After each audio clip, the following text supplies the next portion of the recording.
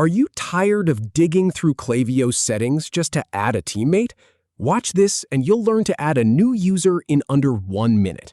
I'll walk you through the exact steps. Open Settings, navigate to Users, and add your new user with the right role.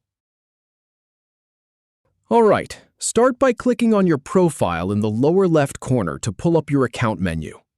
From that menu, go ahead and click on Settings to open up your configuration.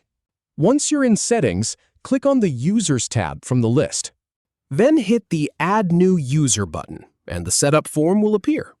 Now type in the email address for the new user in the email field. Next, click on the User Role dropdown to expand your choices.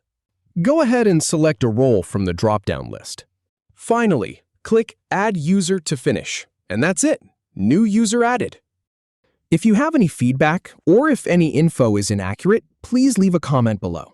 We'll do our best to answer or redo the video if needed. Thanks for watching.